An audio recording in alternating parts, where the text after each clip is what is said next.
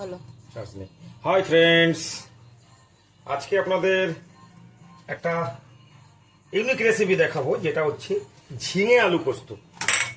কিছুটা ঝিঙে ছাড়িয়ে লম্বা লম্বা করে কেটে রেখেছি, আর এখন একটু কাটিং করে আপনাদের দেখাবো কিভাবে কেটেছি।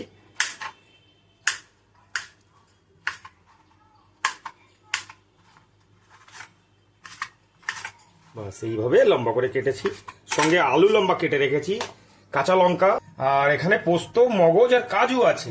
কাঁচা লঙ্কার সঙ্গে এটা মিক্সি করে নিতে হবে। এইবার প্রথমে সর্ষের তেল ঢেলে নেব। আচ্ছা, ফোড়নে কালো জিরে, শুকনো লঙ্কা দিয়ে দেবো। এবার উপর থেকে আলুটা দিয়ে দেবো।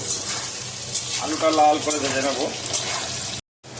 আলু লাল হয়ে এসছে, এইবার ওপর থেকে লম্বা কাটা ঝিঙেগুলো ঢেলে দেবো। ঝিঙেটা ভাজা হয়ে এসেছে, দেখেছেন অনেকটা জল ছেড়ে দিয়ে অনেকটা কমে গেছে।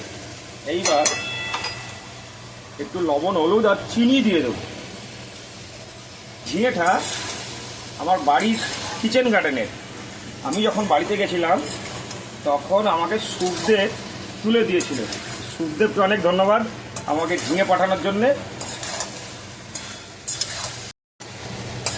অনেকটা কষি এসছে, ঝিঙে থেকে তেল ছেড়ে দিয়েছে। এইবার যে পেস্টটা করা ছিল, পোস্তর পেস্ট, কাজু দিয়ে আর কাঁচা লঙ্কা দিয়ে, সেই পেস্টটা ঢেলে দেবো। কত সুন্দর কালার এসছে দেখুন, এখনই সুন্দর একটা গন্ধ এসে গেছে।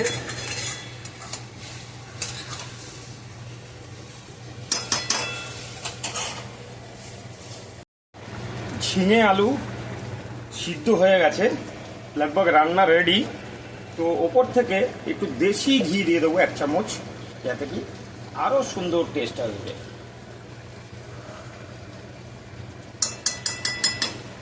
একটু নাড়িয়ে দেব। বাস রেডি ঝিঙে আলু পোস্ত। Thank you.